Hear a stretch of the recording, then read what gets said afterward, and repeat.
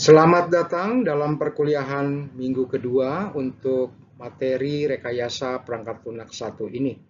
Kita akan membahas mengenai requirements, analysis, and determination, yaitu bagaimana menghasilkan persyaratan-persyaratan yang diperlukan dalam pembuatan perangkat lunak. Tujuan dari sesi kedua ini adalah agar mahasiswa memahami tujuan dan fungsi dari requirements, dan bagaimana mahasiswa nantinya mampu menjelaskan serta mencoba melakukan membentuk sebuah requirements. Adapun agenda pembicaraan kita, satu adalah untuk mendefinisikan persyaratan perangkat lunak, requirements. Kedua, bagaimana strategi melakukan analisis untuk membentuk requirements. Ketiga, kita mencoba melihat adanya template untuk konten sebuah proposal dalam pengembangan perangkat lunak untuk sebuah sistem. Keempat, kita akan mencoba untuk bisa melakukan analisis dari sebuah kasus, yaitu mengenai CD selections, dan teman-teman bisa melihat materinya secara lengkap di chapter 4 dalam buku teks kita. Sebelum kita masuk ke dalam materinya, mari kita coba untuk bisa mengamati terlebih dahulu tentang bagaimana dan apa sebuah persyaratan perangkat lunak. Proses pengembangan dari suatu sistem, khususnya dalam pembentukan perangkat lunak yang menunjang sistem tersebut, bertujuan untuk mentransformasikan keadaan saat ini menjadi sesuatu yang lebih baik di masa mendatang. Nah, dalam kaitannya dengan penentuan persyaratan, kita perlu memahami bahwa tahap requirements determination atau requirements analysis ini adalah aktivitas yang paling menentukan dalam keseluruhan tahap software development life cycle. Karena perubahan dapat dengan mudah dilakukan dalam tahap ini. Sedangkan nantinya kalau perubahan terjadi pada saat sistem diimplementasikan atau pada saat software mulai ditulis, dibuat di dalam kode program, perubahan akan menjadi lebih sulit dan kompleks.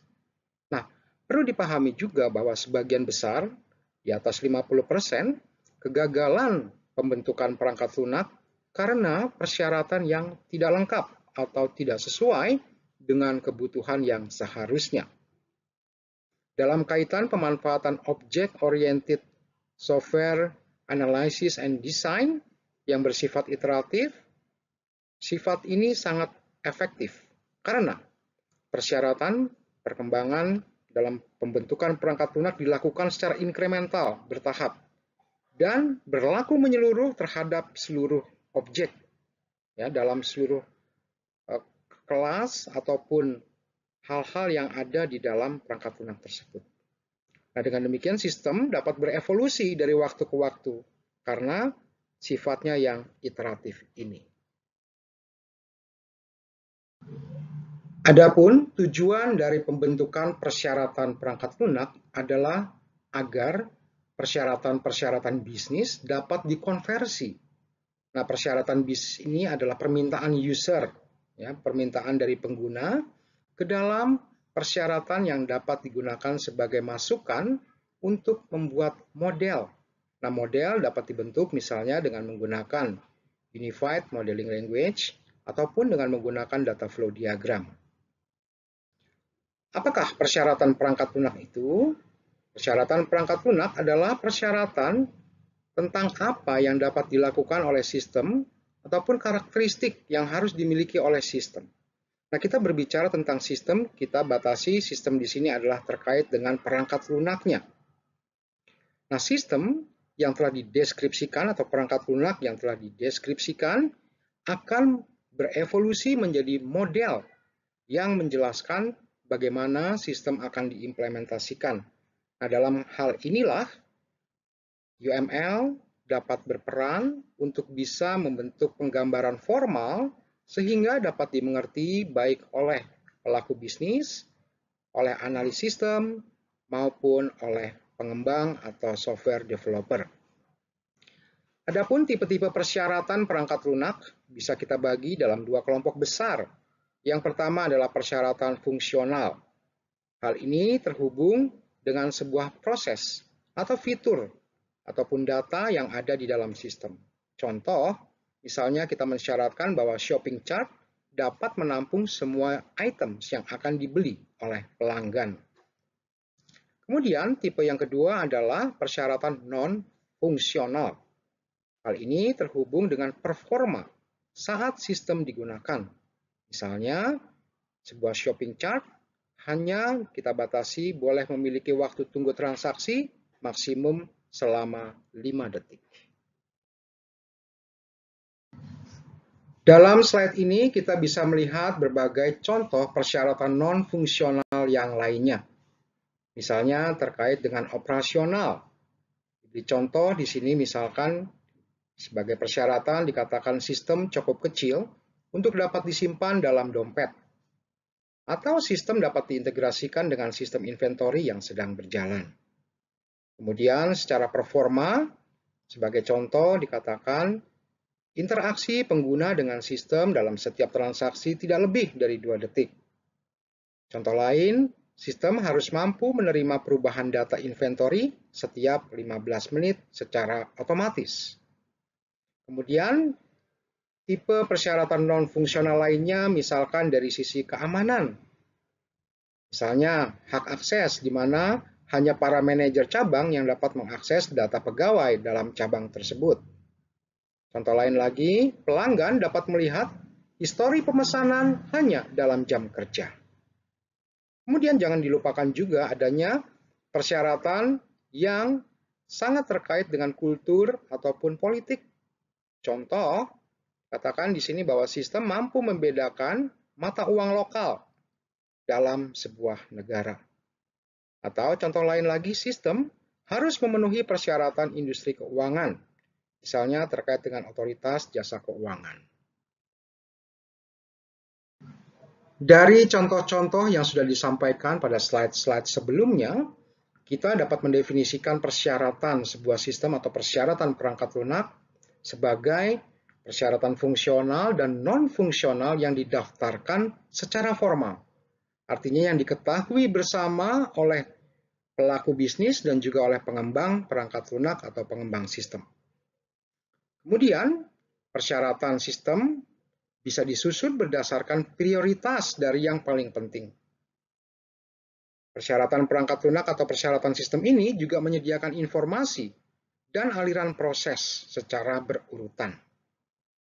Serta kita juga bisa sampaikan bahwa sebagai kesimpulannya, persyaratan perangkat lunak akan memberikan ruang lingkup terhadap operasional sistem yang nantinya akan berperan dalam pembuatan perangkat lunak yang diharapkan.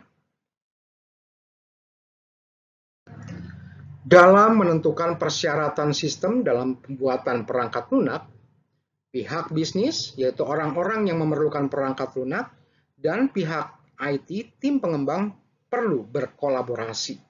Nah, dalam melakukan kolaborasi, kedua belah pihak ini perlu untuk menentukan terlebih dahulu strategi umum, ya, pendekatan yang kira-kira bisa dilakukan dalam pembentukan persyaratan tersebut. Yang pertama, di sini dikatakan bahwa strategi umumnya adalah mencoba melakukan pendekatan secara business process automation. Kedua, secara business process improvement. Dan ketiga, business process re-engineering. Pembentukan persyaratan sistem dilakukan bersama oleh terutama pihak analis dan orang-orang di sisi bisnis secara bersama-sama.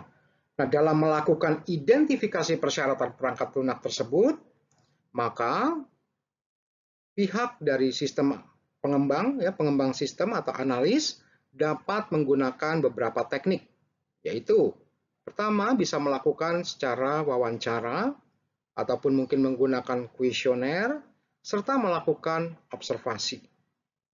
Kedua, pengembang dalam hal ini sistem analis dan juga para pembuat software, ya, software developer atau software engineer secara bersama bisa duduk dengan tim bisnis sehingga dikatakan sebagai joint application development atau JAD. Nah, baik dalam melakukan wawancara, melakukan kuesioner atau observasi, ataupun dengan menggunakan pengembangan secara JAD, analis sistem, pihak pengembang, dan juga sisi bisnis bisa melakukan analisis dokumen. Contohnya, misalkan melakukan analisis terhadap bagan organisasi, melakukan analisis terhadap Standard Operating Procedure atau SOP, yang di dalamnya mungkin akan terdapat form, isian-isian yang akan bermanfaat dalam pembentukan user interface dalam perangkat lunak yang direncanakan. Dalam mendefinisikan sebuah persyaratan, pihak analis, dalam hal ini tim pengembang sistem, perlu memperhatikan langkah-langkah kerja sebagai berikut. Yang pertama, perlu menentukan terlebih dahulu tipe persyaratan, apakah dikaitkan dengan fungsional atau fitur, atau berupa persyaratan performa, yaitu non-fungsional. Kedua, menggunakan teknik pengumpulan data yang cocok, sehingga pengguna bisa berperan dengan aktif dalam melakukan analisisnya terhadap detil-detil dari proses. Tiga, analis perlu bekerja sama dengan pengguna dari pihak bisnis untuk melakukan verifikasi dalam kaitan dengan adanya misalnya kebutuhan untuk melakukan perubahan proses ataupun memberi prioritas mana persyaratan yang dianggap lebih penting. Keempat, hal yang tadi dikatakan di tahap 1, 2, dan 3 perlu dilakukan secara berkesinambungan sehingga dapat menghindari ketidaklengkapan ruang lingkup dari sistem ataupun perangkat lunak yang dikembangkan. Nah, perlu diperhatikan bahwa persyaratan yang memenuhi suatu kebutuhan, namun belum termasuk pada ruang lingkup atau prioritasnya, maka dapat ditunda untuk sesi pengembangan berikutnya. Pada saat proses pembentukan persyaratan sebuah sistem atau perangkat lunak, seringkali terdapat persoalan-persoalan yang perlu diantisipasi. Persoalan pertama dan paling sering muncul adalah analis sistem tidak mendapat kesempatan untuk bertemu calon pengguna yang tepat. Kedua, adanya spesifikasi yang tidak memadai. Tiga, beberapa persyaratan atau spesifikasi bisa saja muncul belakangan dan tidak diantisipasi sejak awal. Dan terakhir, proses verifikasi dan validasi persyaratan tidak selalu mudah dilakukan karena adanya calon-calon pengguna atau user yang tidak kooperatif. Baik, kita akan mulai membahas mengenai strategi analisis persyaratan sebagaimana yang sudah kita lihat dalam beberapa slide sebelumnya terkait dengan pendekatan yang bisa dilakukan dan juga pembentukan ruang lingkup dari persyaratan terhadap perangkat lunak atau sistem yang dikembangkan. Yang pertama, business process automation. Di sini perubahan terhadap sistem minimal dan hanya berfokus pada beberapa proses yang membutuhkan otomatisasi menggunakan perangkat komputer. Kedua, business process improvement. Perubahan berada dalam skala menengah, serta berfokus pada peningkatan efisiensi terhadap sistem yang sedang berjalan.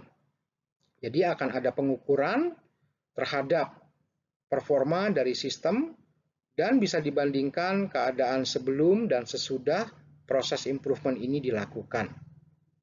Kemudian yang berikutnya adalah business process re-engineering. Nah, dalam hal ini perubahan dilakukan secara besar-besaran. Terdapat perombakan total. Proses ini berfokus pada sistem di masa mendatang. Sehingga sistem yang berjalan saat ini akan ditinggalkan, digantikan oleh sesuatu yang benar-benar baru. Kita akan mencoba untuk membicarakan mengenai berbagai macam teknik yang bisa dilakukan dalam melakukan analisis sesuai dengan tingkatan analisis proses yang dibahas di slide sebelumnya. Terkait dengan business process automation, maka teknik utama yang digunakan di sini adalah melakukan analisis persoalan yang akan diotomasi. Jadi, si pengembang sistem bisa bertanya kepada pengguna mengenai problem apa yang ada di dalam sistem dan bagaimana secara sudut pandang pengguna perbaikan itu bisa dilakukan. Nah, pendekatan yang dilakukan dalam bisnis proses automation akan baik untuk meningkatkan efisiensi sistem atau terjadinya perbaikan terhadap kemudahan pemakaian karena adanya peran komputer di dalamnya. Nah, perlu dilakukan adanya analisis akar persoalan karena tidak semua persoalan akan bisa langsung dicarikan solusinya dikaitkan dengan sesuatu yang otomatis. Maka perlu adanya fokus terhadap penyebab, bukan solusinya. Kemudian perlu ditentukan daftar prioritas dari permasalahan yang akan ditangani. Pihak dari sistem analis perlu mengusahakan menentukan penyebab permasalahan sehingga akan bisa ditawarkan solusi yang sifatnya otomatis, yang sifatnya mempermudah pengguna sistem. Barulah jika permasalahan sudah teridentifikasi, maka solusi yang ditawarkan atau solusi yang sudah dipikirkan akan bisa disampaikan dan dicari kira-kira apa yang visible atau apa yang memang bisa layak untuk diimplementasikan. Terkait dengan bisnis proses improvement, maka teknik yang bisa dilakukan adalah dengan menggunakan analisis durasi. Jadi perlu ditentukan jumlah waktu yang diperlukan dalam menyelesaikan setiap tahap dalam proses di dalam sistem tersebut. Ya, setiap tahap. Nah, apa yang terjadi di dalam setiap tahap tersebut perlu nantinya dibandingkan dengan jumlah waktu total yang disyaratkan untuk keseluruhan proses dalam sistem yang dianalisis. Nah, jika terdapat perbedaan yang besar, maka perlu dipikirkan alternatifnya. Misalnya, melakukan integrasi terhadap beberapa proses, kemudian bisa juga dilakukan adanya pembuatan proses yang berjalan secara paralel ya di dalam proses-proses yang ada di dalam sistem tersebut. Nah, selain menggunakan analisis durasi dalam kaitan dengan waktu, bisa juga dikaitkan atau proses yang dilakukan dalam bisnis proses improvement ini menggunakan activity based costing. Hal ini sama seperti analisis durasi di atas, namun diarahkan pada biaya, ya bukan pada waktu dari sebuah proses yang dianalisis. Nah, hal lain yang bisa dilakukan untuk melakukan improvement terhadap proses bisnis adalah melakukan adanya benchmarking, yaitu melakukan analisis proses sejenis dengan proses di organisasi lain yang telah dianggap memadai. Jadi sebagai sesuatu yang dianggap sebagai tolak ukur, ya sesuatu yang dianggap sebagai benchmark, sebagai sesuatu yang boleh dikatakan menjadi patokan dalam analisis tersebut. Bagaimana dengan teknik untuk melakukan bisnis proses re-engineering? Perlu kita ingat bahwa di dalam bisnis proses re-engineering, kita melakukan perubahan secara maksimal. Boleh dikatakan kita tidak lagi menggunakan sistem yang lama, tetapi akan beralih ke sistem yang baru. Nah, adapun teknik yang bisa dilakukan di dalam proses ini adalah yang pertama, melakukan analisis terhadap hasil luaran, yaitu apa sih yang diinginkan oleh pengguna di akhir nanti. Kemudian, kalau kita sudah tahu apa yang diinginkan pengguna, kita bisa melakukan analisis dari sisi teknologi. Adakah teknologi-teknologi terkini yang cocok dengan proses bisnis yang direncanakan? Serta kita bisa juga membuang aktivitas-aktivitas yang tidak lagi memadai sehingga akan hanya berfokus pada sistem yang memang benar-benar baru sesuai dengan kebutuhan dan kemungkinan yang ditawarkan oleh teknologi. Untuk menentukan strategi mana yang kira-kira sesuai dengan kebutuhan kita dalam mengerjakan sebuah sistem atau di dalam pengembangan sebuah perangkat lunak, perlu dilihat dari berbagai macam sisi. Nah, kalau di dalam slide ini teman-teman bisa melihat ada 4 hal yang menjadi pola untuk pemilihan strateginya. Yang pertama adalah mencoba untuk melihat dari sisi business value-nya. Kedua, melihat dari sisi biaya atau project cost. Kemudian yang ketiga, melihat dari sisi kedalaman dan kelebaran analisis yang dibutuhkan. Serta keempat, melihat dari sisi risiko. Nah, kita bisa ambil contoh di sini, misalnya terkait dengan business process reengineering. Jika kita menggunakan strategi tersebut, ya, menggunakan strategi business process reengineering, maka kita bisa melihat bahwa business value-nya itu pasti tinggi. Pasti ada sesuatu yang baru yang memang diinginkan. Tapi di sisi lain, biaya proyeknya pun pasti akan tinggi. Serta dibutuhkan adanya pemahaman analisis yang melebar sekaligus mendalam. Tapi juga perlu diperhitungkan bahwa risiko seandainya melakukan business process reengineering juga sangat tinggi. Ya, karena adanya sistem baru bisa saja ada penolakan-penolakan dari user. Nah, terutama inilah yang menjadi risiko terbesar seandainya kita melakukan business process reengineering. Silakan teman-teman bisa memperhatikan juga kriteria-kriteria yang bisa diterapkan seandainya teman-teman melakukan pemilihan strategi terhadap misalnya business process automation ataupun terhadap business process improvement. Untuk setiap bentuk strategi pada saat kita melakukan analisis terhadap sistem yang baru, baik itu dalam business process automation atau business process improvement ataupun dalam business process reengineering, ada teknik-teknik umum yang bisa dilakukan dalam mengumpulkan persyaratan. Dan teknik-teknik ini digunakan untuk menentukan semua persyaratan. Ingat bahwa perubahan-perubahan di awal itu masih sangat mudah dilakukan, sehingga pada saat tahap penghimpunan persyaratan ini benar-benar perlu dilakukan secara saksama. Nah, teknik yang ada ini juga nantinya akan dipakai untuk membangun dukungan dan kepercayaan di antara para calon pengguna dari sistem. Nah, teknik apa yang bisa dilakukan? Kita bisa melihat beberapa teknik umum dalam pengumpulan persyaratan. Yang pertama adalah menggunakan wawancara, kedua menggunakan joint application development, tiga menggunakan kuesioner, keempat melakukan analisis dokumen, dan kita juga bisa melakukannya kelima melalui observasi. Teknik wawancara adalah hal yang paling populer dilakukan dalam pengumpulan persyaratan. Konsepnya sederhana, yaitu bertanyalah jika Anda tidak tahu sesuatu. Nah, bagaimana dengan prosesnya? Bagaimana dengan cara melakukan wawancara? Pertama, pilih orang, dalam hal ini adalah calon pengguna, dan jadwalkan untuk melakukan wawancara. Kedua, rancanglah bentuk wawancara yang sesuai.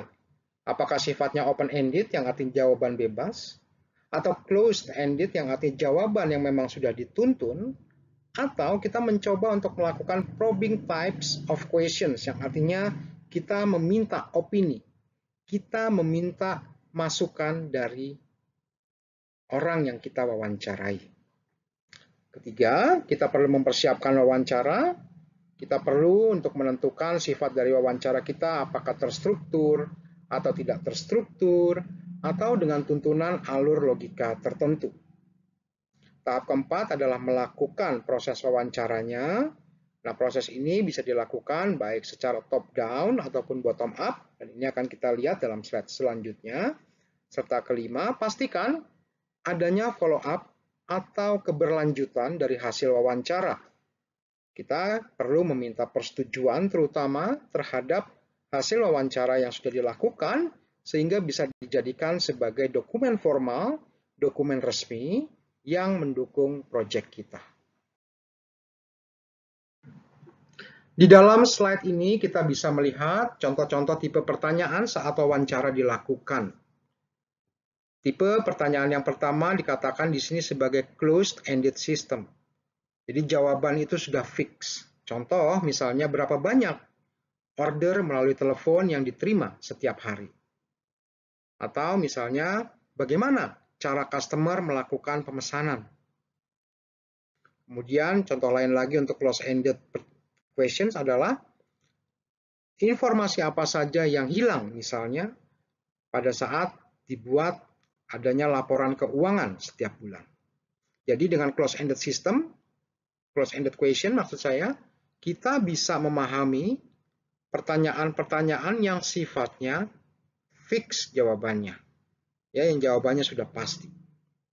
Kemudian yang kedua adalah tipe pertanyaan yang open-ended, yang artinya jawaban itu tidak ditentukan oleh fakta, tetapi ditentukan oleh suatu pengandaian, oleh sesuatu yang sifatnya bayangan dari pihak yang kita wawancarai.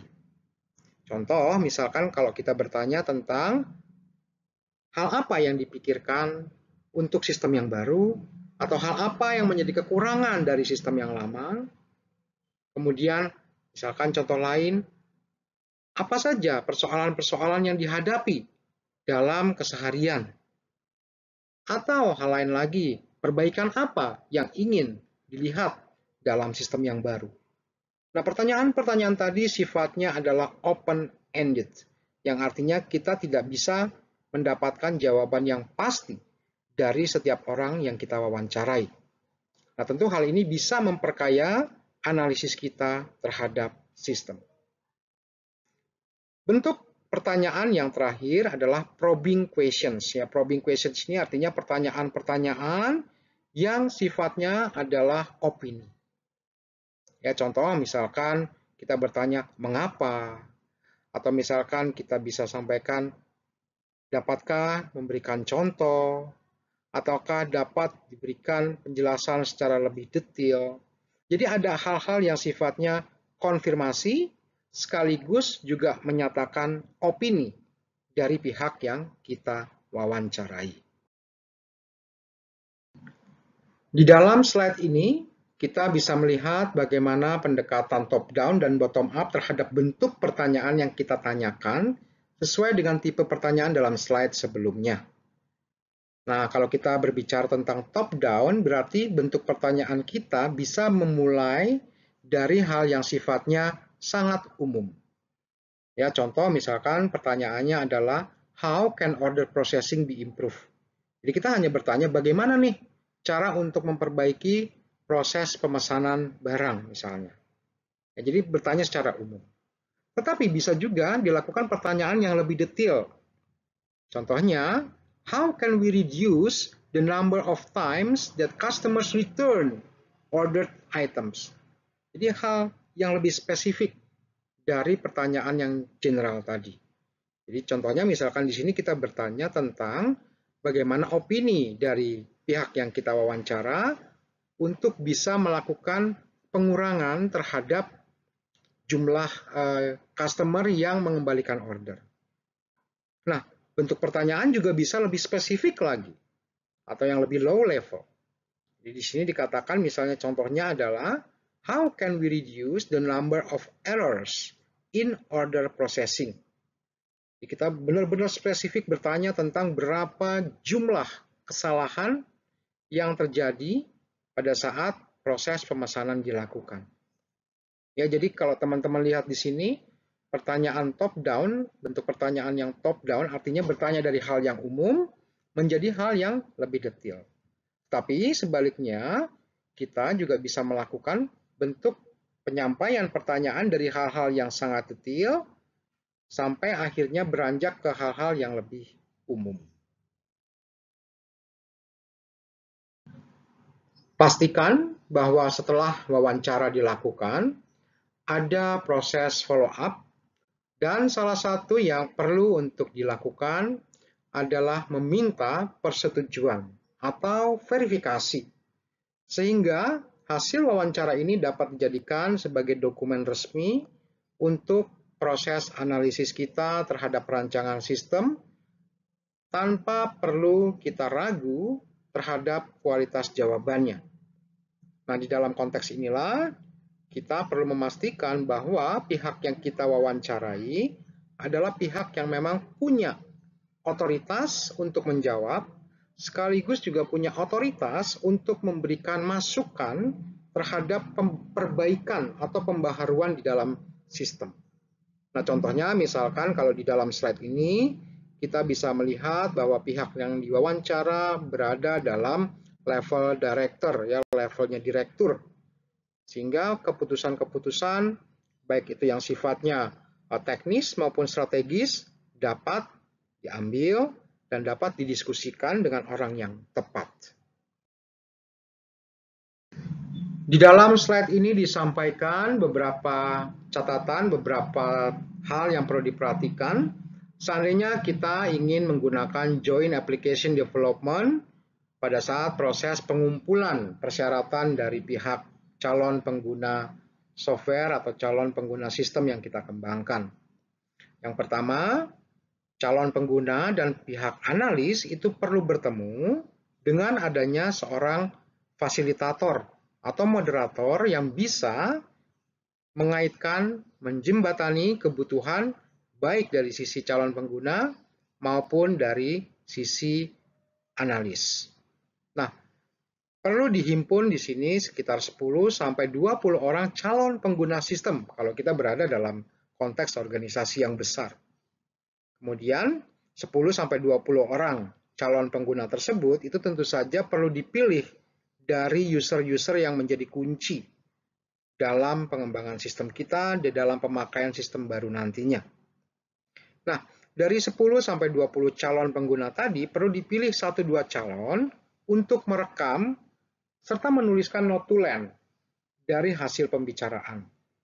Ini gunanya supaya kita bisa memverifikasi dan juga bisa memberikan kesadaran kepada pihak yang akan dibuatkan sistemnya ini, agar mereka pun turut serta di dalam pengembangan, dalam memberikan pendapat mengenai sistem yang baru nantinya. Dan perlu diperhatikan juga bahwa proses joint application development ini biasanya dilakukan dalam sebuah ruangan khusus di mana terjadi adanya diskusi yang terbuka satu dengan yang lainnya.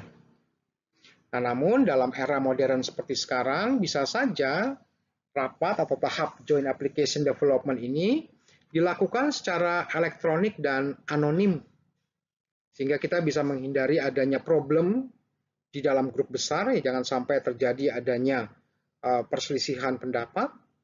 Dan juga keuntungan dengan menggunakan cara elektronik ini adalah dapat dilakukan secara remote, yang artinya tidak harus bertatap muka secara langsung. Kemudian sesi itu juga perlu dirancang secara khusus dan hati-hati. Kita bisa saja meminta calon pengguna untuk membawa dokumen atau manual dari sistem yang sedang berjalan untuk bisa dibayangkan keadaan yang lebih baru, yang lebih baik nantinya. Bahkan mungkin kita bisa juga mengusulkan agar adanya aturan-aturan dasar atau policy yang dibawa dan dibahas. Bahkan mungkin lewat joint application development ini dilakukan usulan untuk melakukan perubahan. Teknik untuk melakukan pengambilan dari persyaratan perangkat lunak atau sistem berikutnya adalah melalui penggunaan kuesioner. Kuesioner adalah himpunan pertanyaan tertulis yang digunakan untuk memperoleh informasi dari individu dengan karakteristik tertentu. Nah, kuesioner bisa dilakukan baik berbasis kertas ataupun elektronik melalui aplikasi web. Perlu diperhatikan bahwa kalau kuesioner digunakan, maka kita perlu memperhatikan jumlah responden. Karena biasanya kalau jumlah respondennya itu sangat besar, barulah kuesioner ini cocok untuk dilakukan. Kemudian di dalam kuesioner itu biasanya akan ditanyakan juga, selain mengambil informasi, juga meminta opini. Ya, terutama kaitannya dengan harapan terhadap sistem atau perangkat lunak yang baru. Dan biasanya kuesioner ini akan cocok untuk disampaikan kepada pihak-pihak di luar dari organisasi. Apakah itu customer atau vendor. Nah, cuman perlu diperhatikan bahwa di dalam pembuatan kuesioner atau pengisian kuesioner, tingkat responsi itu biasanya rendah. Secara umum, kalau dari hasil penelitian, biasanya kalau kuesioner dilakukan berbasis kertas, pengisian maksimum hanya sekitar 50% dari responden yang seharusnya. Bahkan kalau menggunakan web karena sifat anonimitasnya yang sangat tinggi, maka biasanya hanya sepertiga atau bahkan kurang dari sepertiga responden yang mengisi kuesioner tersebut. Adapun tahapan-tahapan yang bisa dilakukan dalam pembentukan kuesioner adalah yang pertama, tentukan siapa respondennya, siapa partisipannya. Kita perlu mengidentifikasi jumlah populasi serta mengatur berapa banyak responden dan sampel yang memang kita harapkan. Kedua, melakukan perancangan kuesioner. Kita perlu memilih pertanyaan-pertanyaan yang sesuai dengan kebutuhan serta perlu memikirkan agar ambiguitas antar pertanyaan itu dihilangkan. Ketiga, melakukan pengelolaan kuesioner. Kita perlu mengamati tingkat responsinya dan kita perlu melakukan upaya-upaya agar responden itu memenuhi kriteria. Misalkan kita bisa meningkatkan responsi melalui adanya insentif, menawarkan kupon, voucher, atau memberikan insentif lainnya. Keempat, kuesioner juga perlu untuk dirancang rencana tindak lanjutnya.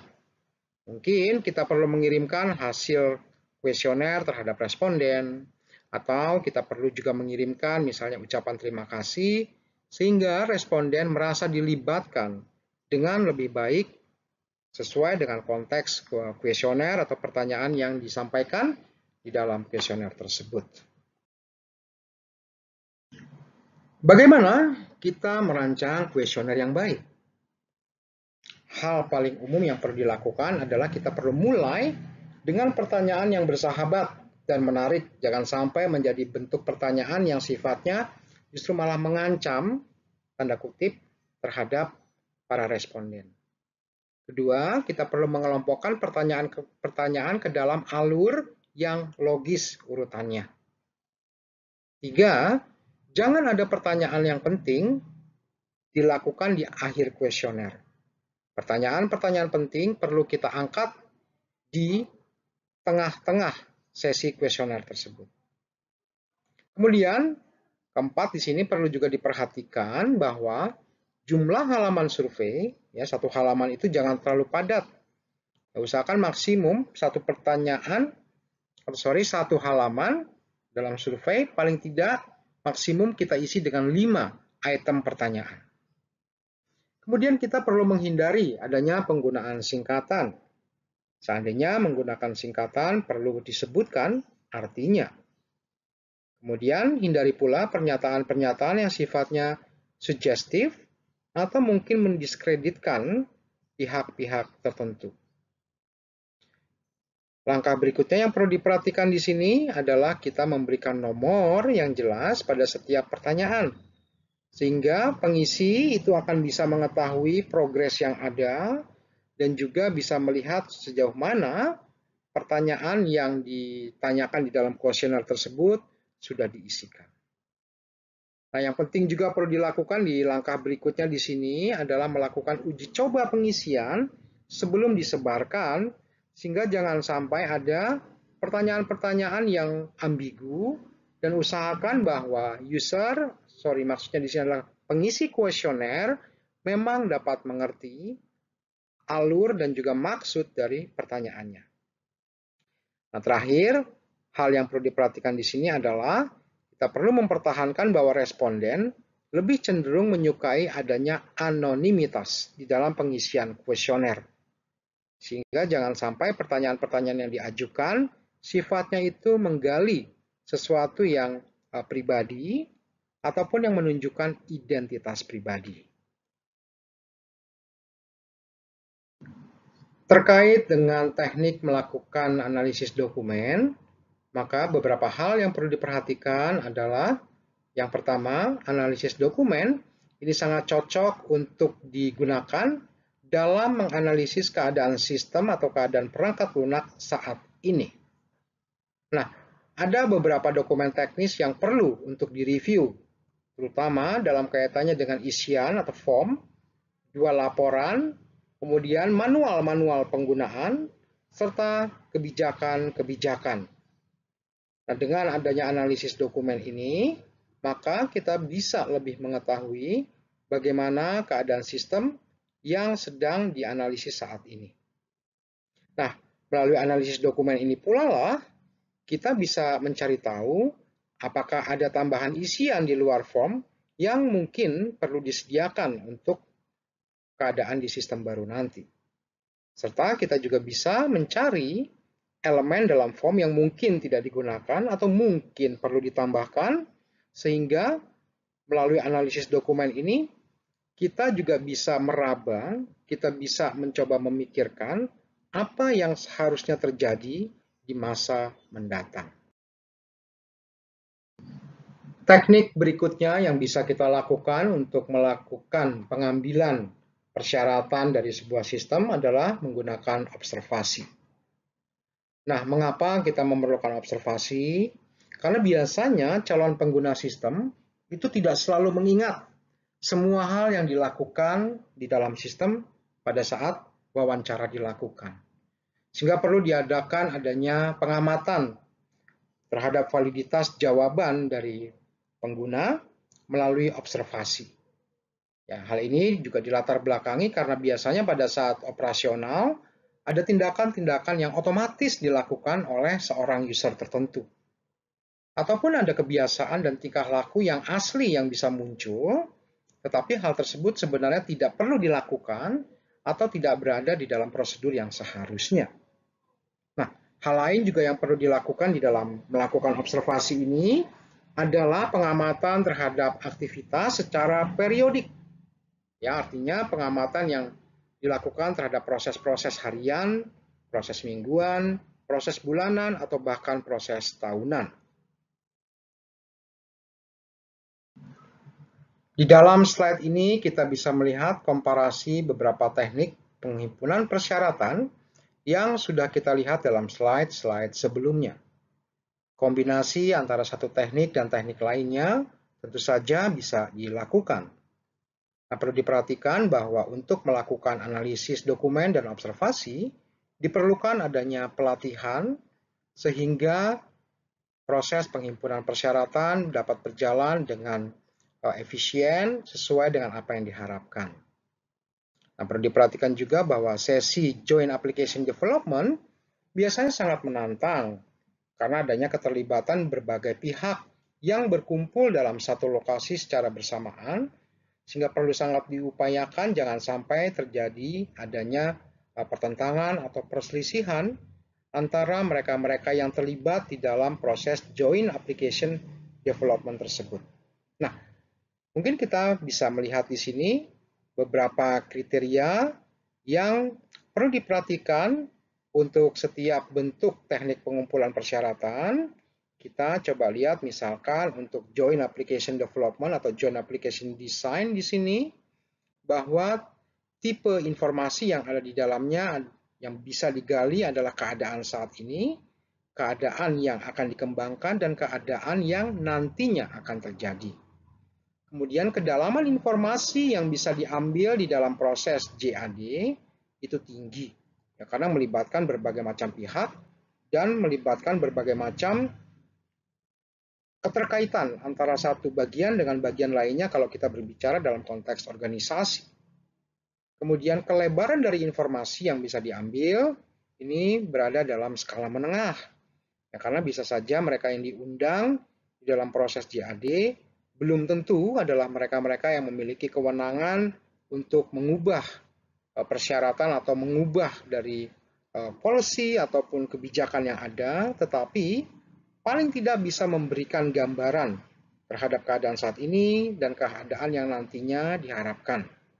Kemudian, integrasi informasi yang ada di dalam proses JAD itu sangat tinggi. Karena keterlibatan dari berbagai macam pihak yang berkumpul di dalam satu ruangan tentu saja akan bisa memastikan bahwa ada interaksi, ada kejelasan tentang apa yang sebenarnya terjadi antara satu proses dengan proses lain di dalam sebuah konteks organisasi. Kemudian kita juga bisa melihat bahwa user involvement atau peran dari user di dalam proses JAD ini sangat tinggi. Karena semuanya langsung terlibat dalam diskusi. Tapi memang perlu diperhatikan bahwa ada biaya yang tinggi yang perlu dipersiapkan untuk bisa mengumpulkan orang dalam jumlah besar yang juga mungkin dilakukan dalam beberapa sesi. Selain menggunakan teknik-teknik yang sudah kita lihat di dalam slide sebelumnya, ada juga teknik alternatif lain yang bisa kita gunakan untuk menghimpun persyaratan terhadap sistem atau terhadap perangkat lunak. Yang pertama, kita bisa menggunakan konsep maps atau mind maps. Dalam hal ini, relasi antar konsep dan juga topik-topik utama di dalam sebuah sistem dapat kita gambarkan, dan kita nantinya bisa melakukan fokus atau penggambaran fokus terhadap individu ataupun konsep utama dengan ide-idenya. Teknik alternatif kedua adalah menggunakan story card dan task list. Nah, ini biasanya dilakukan dalam metode agile. Di setiap kartu itu nantinya akan bisa memberikan sebuah persyaratan tunggal, dan di dalam kartu tersebut, persyaratan itu akan didetilkan, didiskusikan. Misalnya terkait biaya yang diperlukan, terkait dengan adanya aktivitas yang perlu untuk dilakukan, untuk bisa menjamin bahwa esensi dari suatu task itu bisa dikerjakan.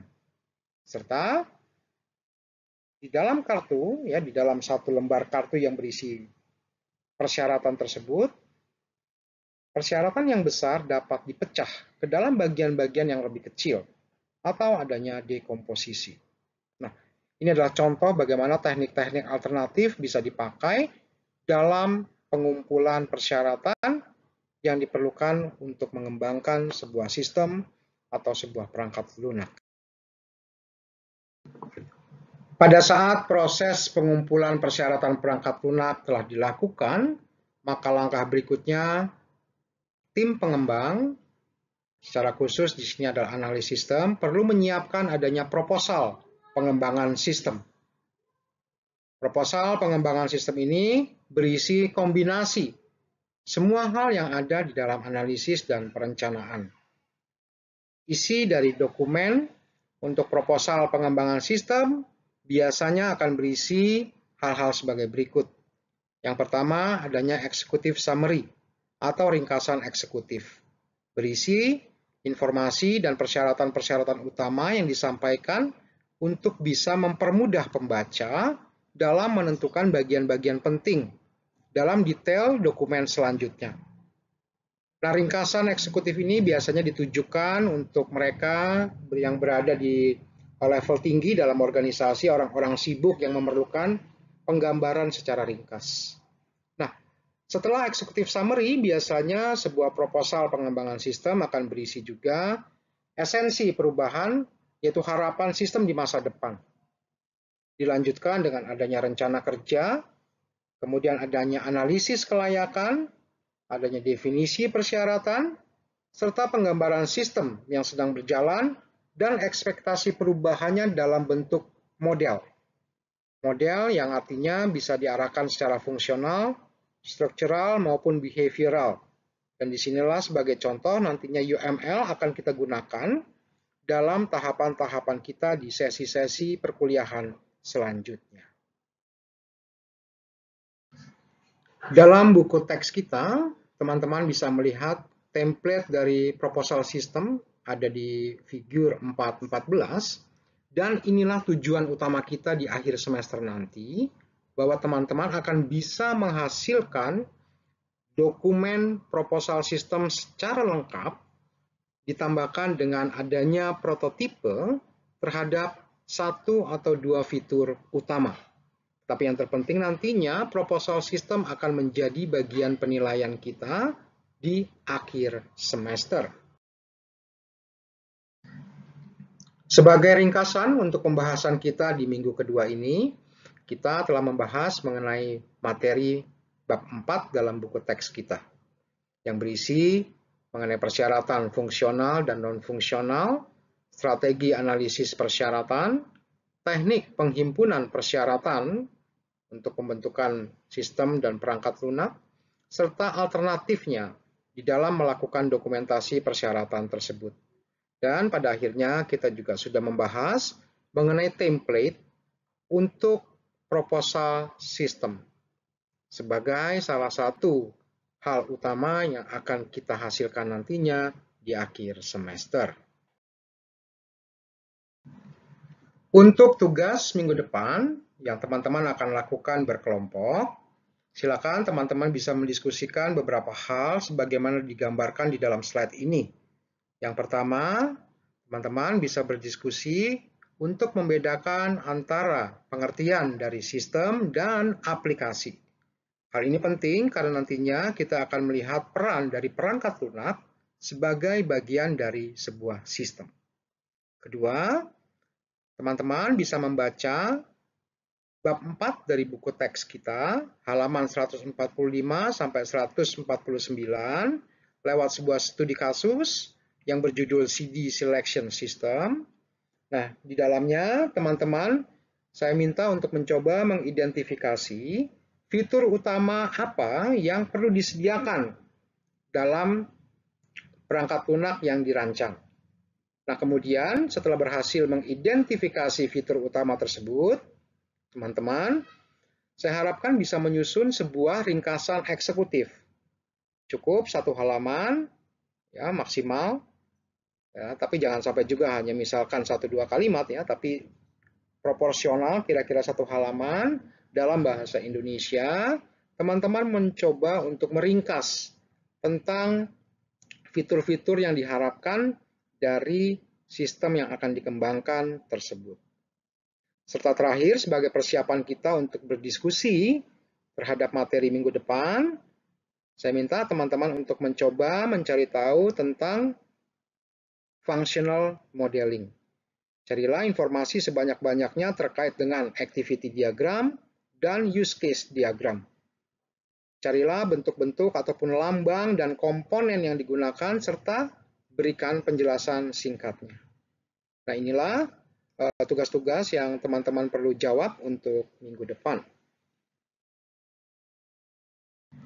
Sedikit penjelasan terkait dengan tugas membuat ringkasan eksekutif dari figur 415 dari buku teks kita.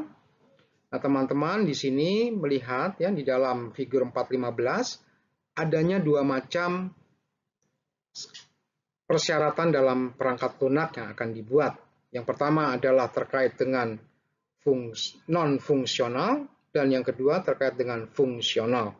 Nah, kalau teman-teman perhatikan secara detail misalnya di dalam non-fungsional, di situ ada harapan-harapan yang disampaikan, demikian juga di dalam fungsionalitasnya. Ya, di bagian berikutnya ada hal-hal yang perlu ditekankan dan harus berfungsi di dalam perangkat lunak yang direncanakan. Nah, dari hal-hal persyaratan non-fungsional dan fungsional ini, silakan teman-teman bisa meringkas, ya, membuat sesuatu yang menjadi ciri dari aplikasi yang akan dikembangkan ini di dalam sistem yang direncanakan.